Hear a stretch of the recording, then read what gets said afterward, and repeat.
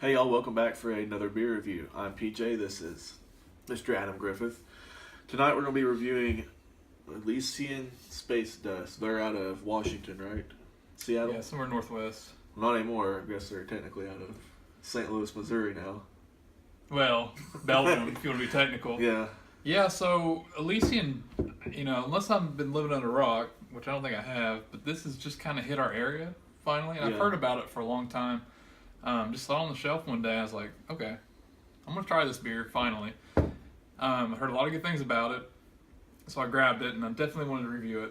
But yeah, that is kind of the elephant in the room with this brewery, I guess. So they were bought out, you said 2015? Yeah.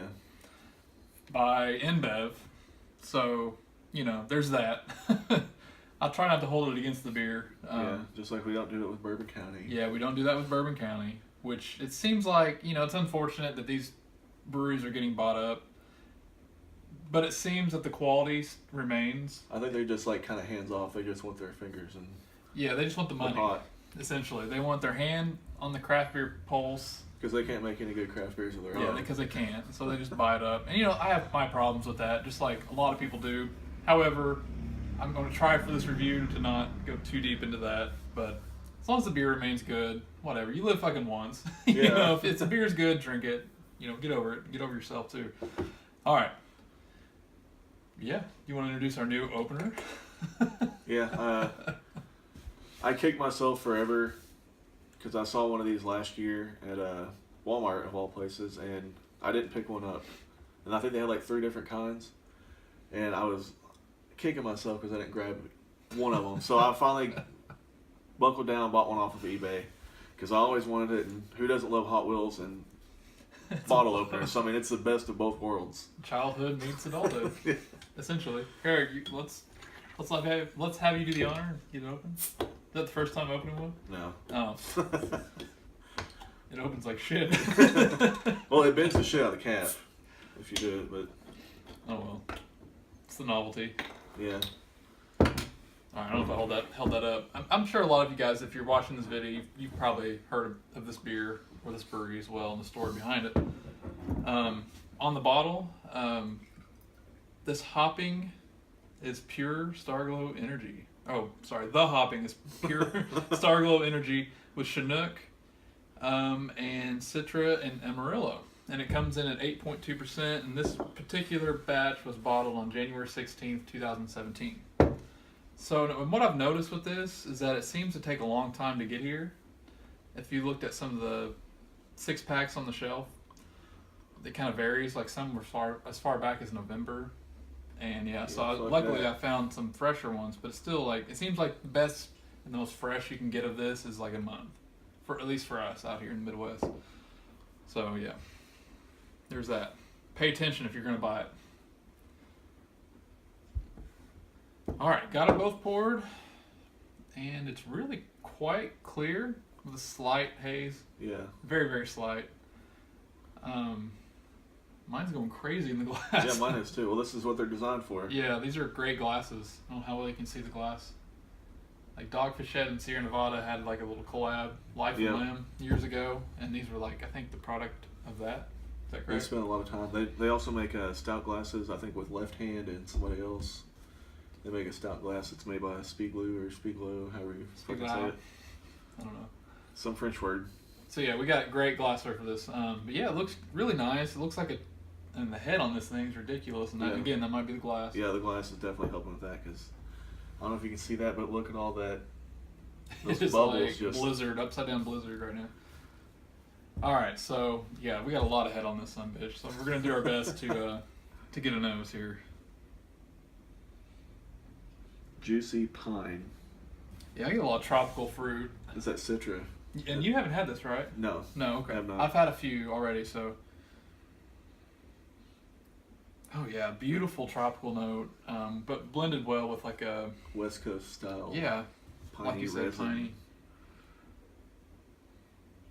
And it's got quite a nice little malt, kind of a backbone smell as well, if that makes sense. I wonder how much this has faded from being fresh to now. I mean, it's still pretty. I mean, aromatic. It's dank and tropical kind of at the same time. which I love in an IPA. I know, I do. I love the East Coast West Coast fusion. Well, I guess you can call it a Midwest IPA, really. I can't even spin it. This stuff is like meringue pie head right now. Yeah, it's kind of hard to get a real deep nose in it, but yeah, grapefruit, orange, pineapple, and yeah, definitely some pine. Smells wonderful, and it's a cool name too, Space Dust. I don't know who was first, Zombie Dust or Space Dust. I'm not sure, but yeah. Enough nose talk. I'm gonna try to get my mouth around this. Oh, you would. So cheers.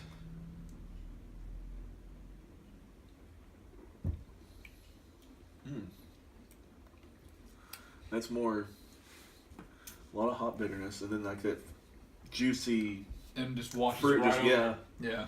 It's like Wow. a wave. That is really good. I get myself, personally, I get a ton of pineapple and like mango. More of the fleshy, I guess, citrus, like kind of orange mango. I love this beer, personally. I was trying to hold that off until we get to this point. I've really, really enjoyed this beer and have actually drank a ton of it.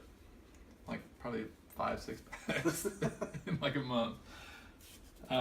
That's why it kind of sucks that it's owned by Anheuser-Busch, because I hate to say that. But, you know, they leave them alone. They do their thing or whatever. The recipe hasn't changed. It's just the dollar avenue changed. But it goes up the corporate ladder instead of... So what else do you think, PJ?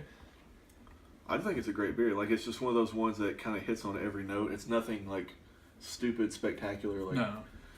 you know, slap your grandma for, but it's... I mean, it hits on every note that you want a beer like this to be.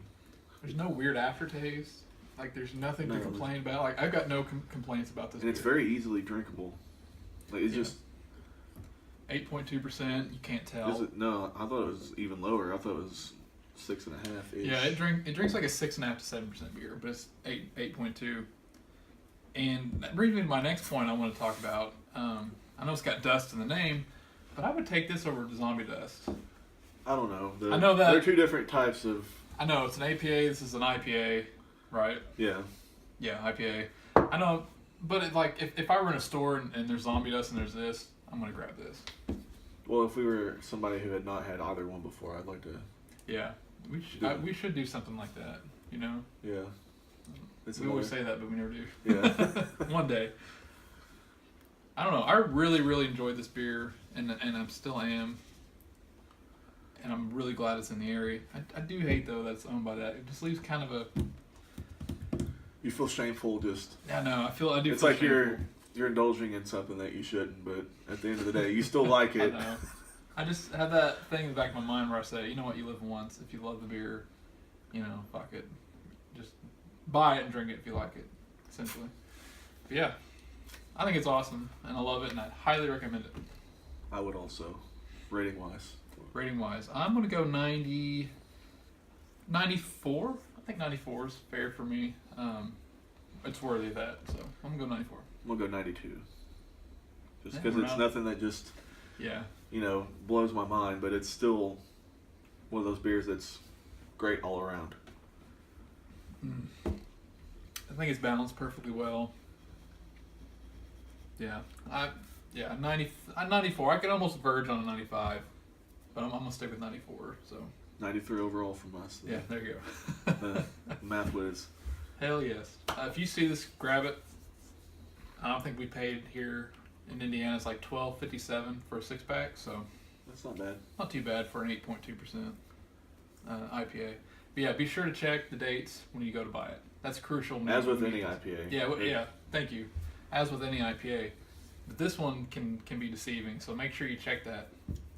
But yeah, I think that'll do it for this review. Yep. Elysian Space Dust IPA. Yeah, thanks for watching, guys, and we'll see you very soon. Cheers.